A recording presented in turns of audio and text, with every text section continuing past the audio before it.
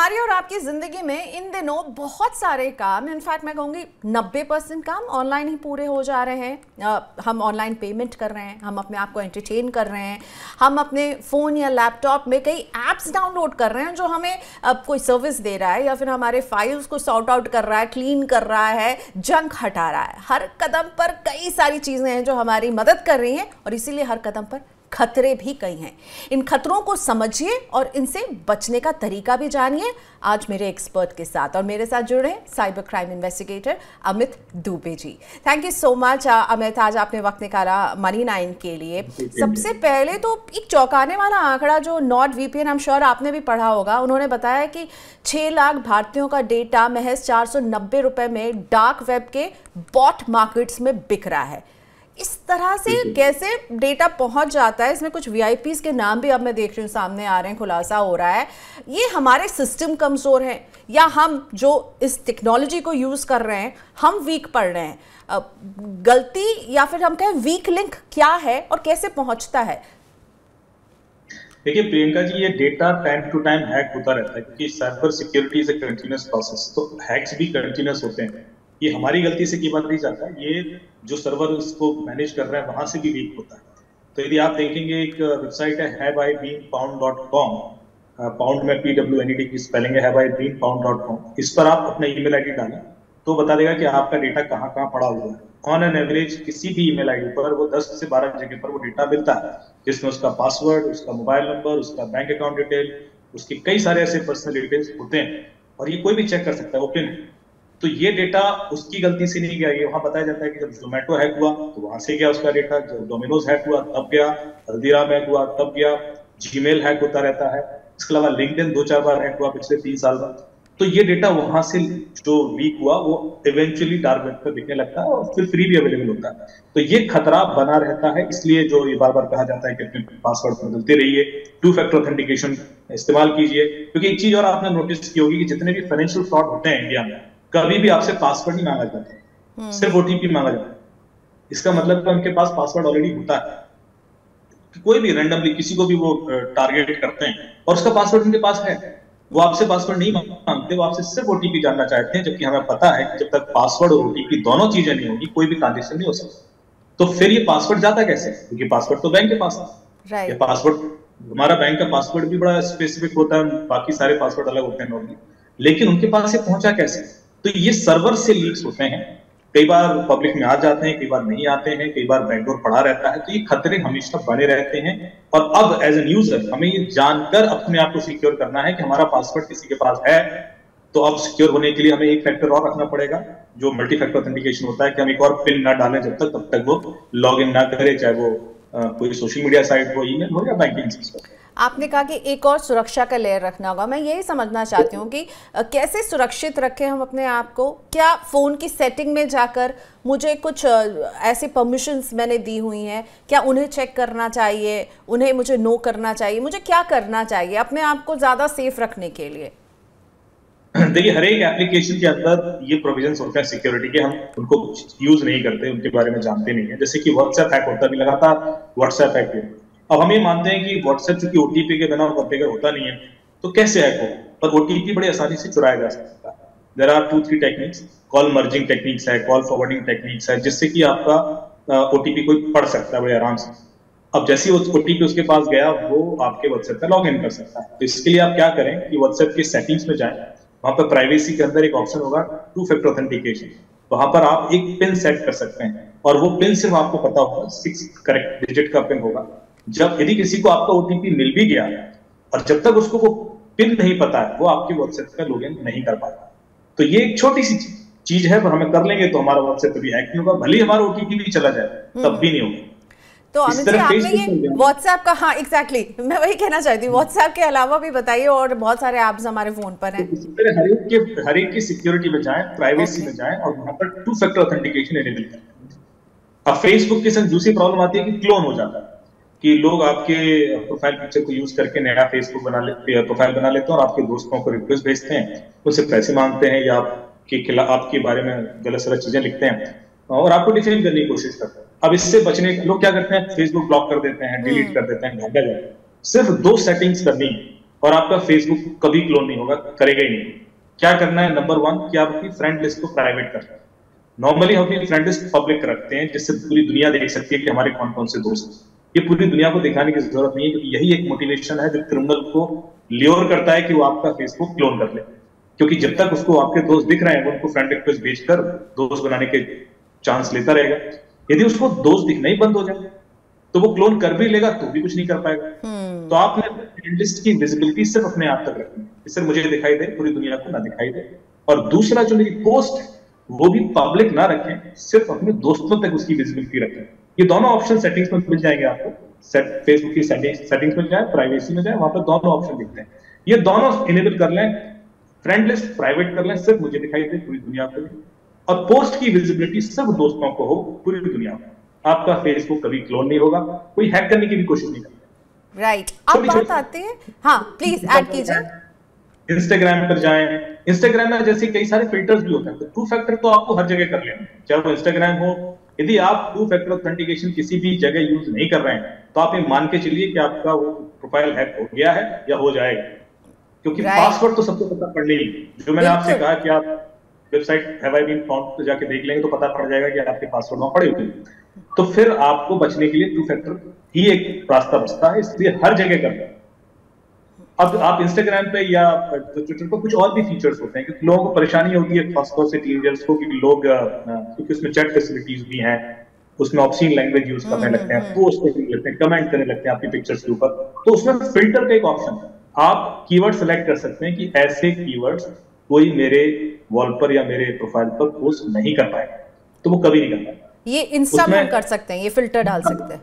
बिल्कुल, इंस्टा में आप लोगे कीवर्ड सेट कर दीजिए, और कीवर्ड्स आप कितने भी सेट कर लीजिए कि ये सारे जो लैंग्वेजेस में ऑप्शंस भी आते हैं। यदि आप एक एज ग्रुप के हो तो उसमें वैसे भी वो नहीं डालने देगा, पर वो इनेबल करना पड़ता है, क्योंकि डिफॉल्ट उसको नहीं पता होता। कई बार बच्चे अपनी एज भी गलत लिख देते हैं, क्योंकि 13 ईयर से नीचे इंस्टाग्राम बनता नहीं है प्रोफाइल, और वो उसकी वजह से इधर उधर करते हैं। लेकिन उसमें ऑप्शन बहुत सारे हैं, उसमें पेरेंटल कंट्रोल ऑप्शन भी, उसमें मॉनिटरिंग ऑप्शन थी, उसमें आपको ये पता पड़ जाएगा कि इसमें से आपकी जो फॉलोअर्स हैं, यदि कोई डुबियस है या फेक है, तो वो भी आप आइडेंटिफाई कर सकते हैं।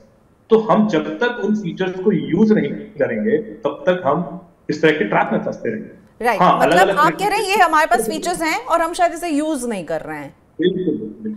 तो अमेय जी, एक और बात, एप्स, इतने सारे एप्स हैं। हम, मेरे घर में दूध से लेकर राशन से लेकर के, मुझे अगर फैशनेबल कपड़ों की शॉपिंग करनी है या मुझे कुछ भी यूटिलिटी का सामान मंगवाना है, मेरे पास एक ऐप है। हम बहुत सारे ऐप हमारे फ़ोन में जो हैं वो झांकते नजर आएंगे, अब जैसे फ़ोन हम उठाते हैं तो इन्हें इंस्टॉल करते वक्त आप क्या सावधानी रखने के लिए कहते हैं, और क्या ये ऐप्स हमारी इंफॉर्मेशन के लिए खतरा है, हमारे इंफॉर्मेशन चुरा सकते हैं? मैं मैलवेयर ड्रॉपर ऐप्स के बारे में पढ़ रही थी कि वो आपके फ़ोन में इंस्टॉल हो करके मैलवेयर, जो है मैलिशियस सॉफ्टवेयर, वो डेटा निकालता है। ऐसा हो रहा है, और फिर मुझे कैसे सावधान रहना चाहिए इससे?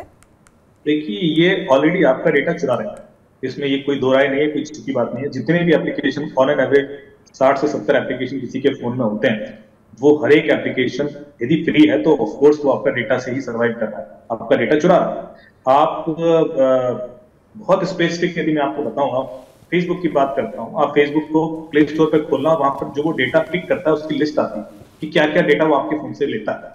उसमें एक बड़ी चौंका देने वाली बात आपको दिखाई देगी कि उसमें एक जगह लिखा हुआ है कि वो पॉलिटिकल बिलीफ भी आपका पढ़ता है। वो क्लियरली लिखा है कि we read your political belief and religious belief and everything. इतना पर्सनलाइज डेटा भी वो पढ़ रहे हैं, और वो ओपनली बोल रहे हैं कि हम पढ़ते हैं, हम ये छुप के नहीं पढ़ रहे हैं, हमने लिख रखा हुआ, और आपके जब भी आपके लाइकिंग डिसलाइक कमेंट्स जो भी होंगे उससे मैं आपको वो निकालूंगा और वो यूज करूंगा, उसके बेस पे आपको एड या जो भी प्रोफाइलिंग होगी वो होगी। तो इस हद तक डेटा जा रहा है। तो बाकी आप भी डेटा ले रहे हैं, चाहे वो क्लब हाउस हो, चाहे जो भी, I am not naming any one application, they all are taking your data. Now the question is how we can protect us against this malicious use of the data. कुछ application में तो हम कुछ नहीं कर सकते, पर एक चीज याद रखें कि जो लेजिट एप्लीकेशंस हैं, कम से कम उनका ये रिस्पॉन्सिबिलिटी है कि वो सीधे सीधे फ्रॉड नहीं कर रहे हैं। वो डेटा ले रहे हैं, अब वो डेटा कल के दिन गलत हाथ में पहुंच गया तो आपके संग फ्रॉड होगा। पर फेसबुक या ट्विटर सीधे सीधे वो डेटा लेकर आपके संग कोई मैलिशियस एक्टिविटी नहीं करेगा, तो कम से कम वो एश्योरिटी है। पर कई सारे गेम्स हैं ऐसे जो सीधे सीधे फ्रॉड के लिए बनाए गए हैं, आपको ब्लैकमेल करने के लिए बनाए गए हैं, या आपके अंदर ट्रोजन डालने के लिए बनाए गए हैं। और वो लोग इंस्टॉल कर लेते हैं। तो खास तौर से बच्चे को टारगेट किया जाता है इसमें, क्योंकि बच्चे जो गेम्स के ऑप्शन आते हैं वो रेंडमली इंस्टॉल करते हैं। आप बच्चे के हाथ में 5 मिनट फोन दे दीजिए, वो 25 एप्लीकेशन इंस्टॉल कर देते हैं, और उसको पता भी नहीं होगा कि ये एप्लीकेशन क्या करती है, क्या क्या करती है। तो ये जितने ज्यादा मेलवेयर आज की डेट में है प्ले स्टोर पर, उसमें 60-70% गेम्स के फॉर्म है, 60-70%। तो मेरे ख्याल से गेम्स को इंस्टॉल करते समय एक एक्स्ट्रा कॉशियस रखना बहुत जरूरी है। बच्चों से कहो कि देखें कि गेम आपका क्या क्या परमिशन ले रहा है, क्योंकि वो माइक्रोफोन, कैमरा, आपका कॉन्टेक्ट लिस्ट, फाइनेंशियल रिकॉर्ड सब एक्सेस कर लेते हैं। तो इतना परमिशन यदि किसी को आप दे दोगे तो जाहिर सी बात है रिस्क आप बढ़ा रहे हैं। तो कोई भी गेम, वो गेम है, उसको आपके माइक्रोफोन, कैमरे की परमिशन नहीं होनी चाहिए, या आपके कॉन्टेक्ट लिस्ट की जरूरत क्यों है। तो आप कोई भी ऐसा गेम देखें कि वो ऐसी परमिशन मांग रहा है, उसको इंस्टॉल करते हैं, उसको करने की भी जरूरत नहीं है। और यदि कोई ऐसा यूटिलिटी ऐप है जो ऐसा परमिशन मांग रहा है और आपको देना पड़े इंस्टॉल करने के लिए, तो उसको डिसेबल करें। आप इंस्टॉल करने के बाद भी परमिशन हटा सकते हैं, तो वो आपकी वो डेटा नहीं लेगी। तो ये छोटी छोटी चीजें याद रखेंगे तो डेटा आपका गलत एप्लीकेशन के थ्रू बाहर नहीं जाएगा। डेटा तो बहुत तरीके से जाता है जैसे मैंने आपसे कहा, लेकिन कुछ ऐसे वायरसेस हैं। मैं आपको एग्जाम्पल दूंगा कि एक किसी का 75 लाख रुपए निकल जाता है दिल्ली से, और मैं उसका केस इन्वेस्टिगेट कर रहा था, और उसने किसी को ओटीपी नहीं दिया, कोई क्यूआर कोड स्कैन नहीं किया, कोई लिंक नहीं किया। जब मैंने उसका डिलीटेड डेटा रिकवर किया तो पता पड़ा कि उसने एक एप्लीकेशन उसके फोन में इंस्टॉल हुई थी जो अनइंस्टॉल भी हो गई 3 दिन पहले, और वो एक गेम था। मुझे डाउट हुआ और उस गेम में एसएमएस का एक्सेस था। तो मैंने कहा आपके यहाँ कोई बच्चा है क्या? तो मैंने कहा हाँ, एक 14 ईयर्स ओल्ड किड है। तो मैंने उसका आईपैड निकाला, उसके आईपैड में डिस्कॉर्ड करके एक ऐप थी जो एनोनिमस चैट ऐप है, जो बच्चे यूज करते हैं, बड़ी खतरनाक है।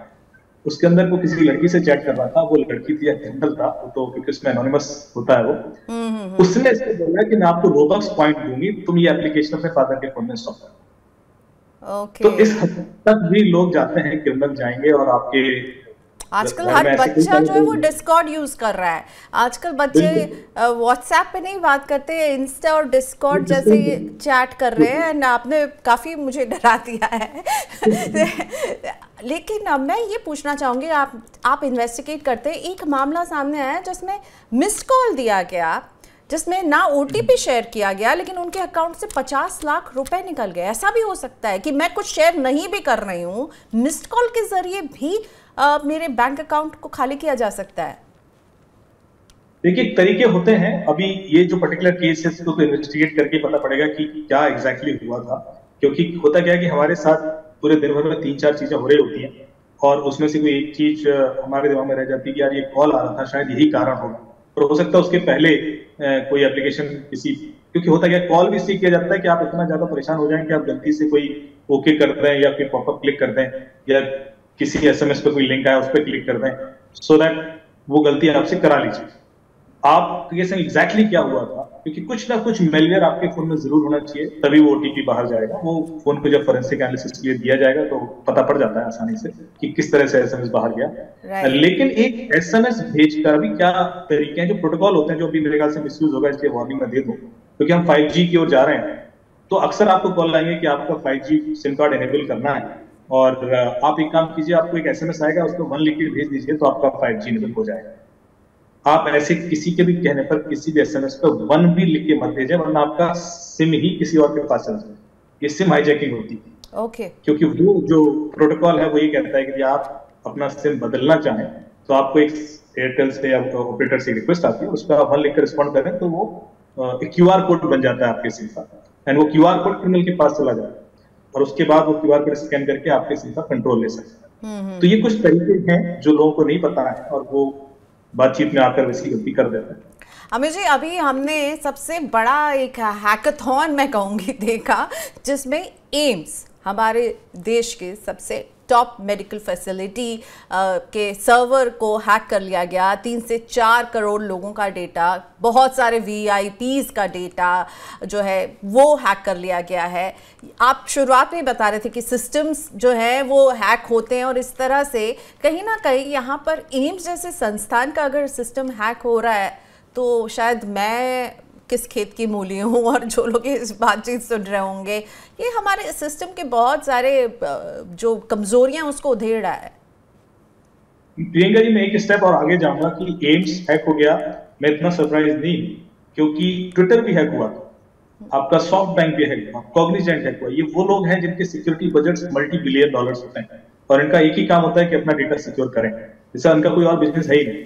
तो आप सोचिए जब वो सिक्योर नहीं कर पा रहे हैं तो हैक तो हर कोई होगा ही, या वो चांसेस रहेंगे। आई एम नॉट सेइंग कि हर कोई मैंडेटरीली हैक होगा, पर वो वल्नरेबिलिटीज आती रहती हैं, नई नई कमजोरियां आती रहती हैं, उस वजह से लोग जो क्रिमिनल है उसका एडवांटेज लेते हैं। बड़ी बात ये नहीं थी कि एम्स हैक हुआ, बड़ी बात ये थी कि एम्स रिकवर क्यों नहीं हुआ, एम्स 1 घंटे में तुरंत फिर से ऑपरेशन क्यों नहीं हुआ, हमारा डिजास्टर रिकवरी प्लान क्यों नहीं था इन प्रोसेस, हमारे बैकअप सिस्टम्स इन प्रोसेस क्यों नहीं थे।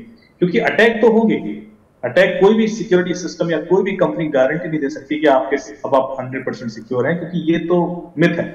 लेकिन हम इसके लिए तैयार जरूर हो सकते हैं कि यदि हमारे पास ऊपर अटैक हुआ तो भी हमारा नुकसान ना हो और हम रिकवरी फटाक से करें, हम आधे घंटे 45 मिनट्स के शटडाउन के बाद तुरंत अप हो जाए, और ये पॉसिबल है। अब लेकिन हमें ऐसा हुआ नहीं, रिकवर नहीं हो पाया। क्यों? ये जो देरी है, it really costed you know that institution a lot, और हमारी जानकारी, जो लोग वहाँ जाते होंगे पेशेंट्स, उनकी जानकारी। सो इसको कहाँ छूट रह जा रही है? इसे रिकवर करने के लिए आप क्या सलाह देते? क्या होना चाहिए था? What was lacking?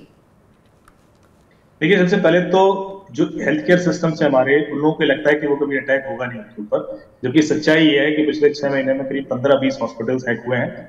वो न्यूज नहीं बने क्योंकि वो कई प्राइवेट हॉस्पिटल थे, पब्लिकली उनको इन्फॉर्मेशन बाहर नहीं आई, और आप डार्क वेब पे जाइए, सबका डेटा पड़ा हुआ। तो ये मानना कि health care system criminal target नहीं करेगा, ये अपने आप में बहुत बड़ी कमजोरी है। यदि आप मान लेते हैं कि टारगेट करेगा तो फिर आप सिक्योरिटी प्रोविजंस उस तरह के बैकअप सिस्टम्स रखेंगे, आपके पास डेटा रियल टाइम बैकअप होना चाहिए कि कल के दिन ये डेटा एन्क्रिप्ट हो गया तो मेरे पास एक बटन है, मैं दबाऊंगा, मेरा तुरंत दूसरा सर्वर ऑन हो जाएगा, वहां से सर्विस शुरू हो जाएगी। तो इस तरह के प्रोविजंस होते हैं। कोई भी बड़ी बड़ी जो कॉम्प्लेक्स सर्विसेज होती हैं वो 5 मिनट 4 मिनट से ज्यादा डाउन नहीं होती, वो उसके बाद तुरंत अप हो जाता है, क्योंकि उनके पास मल्टीपल क्लोन्ड सर्वर होते हैं। तो एक सर्वर यदि कंप्रोमाइज भी हो गया तो उनके बाकी सर्वर इंटैक्ट रहते हैं, वो इसीलिए बनाए जाते हैं। तो वैसा प्रोविजन यहाँ पे भी होना चाहिए था। फिर आपका जो क्या कहते हैं रेगुलर असेसमेंट, क्योंकि जो असेसमेंट भी इनके होते हैं वो 6 महीने में एक बार होता है, विच इज टू स्लो, क्योंकि 6 महीने में ऐसी इतनी हजारों वल्नरेबिलिटीज आ जाती हैं जो सिस्टम में के लिए खतरनाक हो सकती। इसको और रेगुलर होना चाहिए था। रिकवरी सिस्टम था ही नहीं। सबसे बड़ी जो आश्चर्यजनक बात मेरे लिए ये है कि जो मेन डेटाबेस था वो एन्क्रिप्ट हो गया, उनके पास कोई दूसरी कॉपी नहीं हो सकती। तो आपने ये सोच के बैठे थे कि आपका भी अटैक हो गई नहीं आता, जो सबसे बड़ी गलती। तो ये जो करना है कि आप डिजास्टर रिकवरी टीम बनाइए, डीआर टीम। आप एक बिल्डिंग बनाते हैं, उसमें हमेशा प्रोविजन रखते हैं कि फायर लगेगी तो आप क्या करेंगे, और उसको टाइम टू टाइम टेस्ट भी करते हैं कि वो इंटैक्ट है कि नहीं। बिल्कुल वैसा ही सिस्टम, एक D R system, data disaster recovery system, आपको अपनी इंफॉर्मेशन टीम के लिए भी बनाना होगा, इंफॉर्मेशन सिस्टम्स के लिए बनाना होगा, और वो टाइम टू टाइम टेस्ट भी करना होगा कि अटैक हो गया अब क्या करें। कोई रिस्पॉन्सिबल बंदा होना चाहिए जो तुरंत एक्शन ले। वो एक्शन इतने स्लो हुए, 2 दिन बाद पता पड़ रहा है, 3 दिन बाद पता पड़ रहा है कि कुछ नहीं हो सकता। जो ओपीडी 35,000 और वो चलता रहा, काफी लंबा चलता रहा। तो क्या अमित जी, जो सरकार डेटा प्रोटेक्शन कानून ला रही है, इससे मदद मिलेगी ग्राहकों के डेटा सुरक्षित रखने में? ये मदद करेगा क्या? देखिए, डेफिनेटली मिलेगी, डेफिनेटली मिलेगी। सबसे पहली बात कि इस बिल के कारण ये चीज पुश की जाएगी हर एक ऑर्गेनाइजेशन में जो डेटा हैंडल कर रही है, कि भाई अब आप डेटा सिक्योरिटी को लाइटली नहीं ले सकते, क्योंकि यदि डेटा लीक हुआ तो हैवी पेनल्टीज हैं और आपकी रिस्पॉन्सिबिलिटीज तय होंगी, और उसके बाद जो ऑर्गेनाइजेशन है वो बंद भी हो जाएंगी, इतनी पेनल्टीज भी हैं। तो 50 से 200 करोड़ तक की पेनल्टी उसमें प्रोविजन की गई। तो ये जो पुश है ऑफिशियली गवर्नमेंट की तरफ से, उसकी वजह से लोग अब थोड़ा कॉन्शियस हो जाएंगे, वो डेटा सिक्योरिटी और डीआर सिस्टम्स इंप्लीमेंट करेंगे, क्योंकि अभी है ही नहीं। बहुत सारे ऑर्गेनाइजेशन, ये तो चलो फिर भी टॉप मोस्ट ऑर्गेनाइजेशन है, पर आप और भी लाखों ऐसे कंपनीज हैं जिनके लिए ये अभी भी दूर की कौड़ी है। उनको बताया जाए कि डेटा सिक्योर करना चाहिए तो उनको लगता है कि हमें क्यों अटैक करें। और कई बार मुझे ऐसी रिक्वेस्ट आती है, सीए फर्म होती है, उनका डेटा रैंसमवेयर से एन्क्रिप्ट हो गया, कहते हैं हमारे पास तो कोई सिक्योरिटी सिस्टम नहीं है, कोई बैकअप नहीं, अब तो हमें कंपनी बंद ही करनी पड़ेगी। ये हालत भी हो जाता है एक अटैक से। Very ironical. और मुझे लग रहा है सरकार कानून तो लाएगी, लेकिन इसको इम्प्लीमेंट करने के लिए तो इन्हीं संस्थानों को आगे होना होगा ना। निजी संस्थान तो फिर भी कर लेंगे, जो सरकारी संस्थान है एम्स जैसे, ये अभी भी बहुत ही बैकफुट में रहते हैं when it comes to data security. Banks जो है, सरकारी बैंक्स, वहां पर लोगों का डेटा जो इसी तरफ से है, तो इन सब में तो यही है कि हमें ही बच के रहना है, और हम बच के भी चलेंगे तब भी इसकी अश्योरिटी नहीं है कि आपका डेटा सुरक्षित है। इतनी बुरी भी नहीं है। मैं आपको कुछ पॉजिटिव एस्पेक्ट्स बताता हूँ कि इंडिया के ऊपर करीब 28 लाख अटैक हुए पिछले 2020 में, उसके बाद बढ़ गए होंगे मेरे ख्याल से 30-40 लाख हो गए होंगे। और हमें जो पता है वो 4-5 अटैक पता, बाकी तो हमने बचाए ही है। तो इसका मतलब है कि हमारा सिक्योरिटी तंत्र उस हद तक पुख्ता है कि हर अटैक तो सक्सेसफुल नहीं होगा। हाँ, बाकी जो 2-4% होते हैं उसकी वजह से वो हर देश में होते हैं, यूएस में भी होता है, हर जगह होता है। और हमारी साइबर सिक्योरिटी रैंकिंग 10th है, इतना इंप्रूव हो गई है। तो लगातार प्रयास हो रहे हैं, जो प्रयास हो रहे हैं। तो एंड में आप कहना चाहते हैं कि उतना भी डरने की जरूरत नहीं है। हाँ, जो प्रयास और होने चाहिए। और जैसे बैंकिंग हमारा काफी अच्छा है, बैंकिंग सिस्टम में काफी उनका डेटा इतनी आसानी से लेकिन मैं बैंक जाती हूँ अपनी सीनियर सिटीजन मदर का काम करने के लिए, और मुझे वहां पर बहुत सारे लूप होल्स नजर आते हैं। एनीवे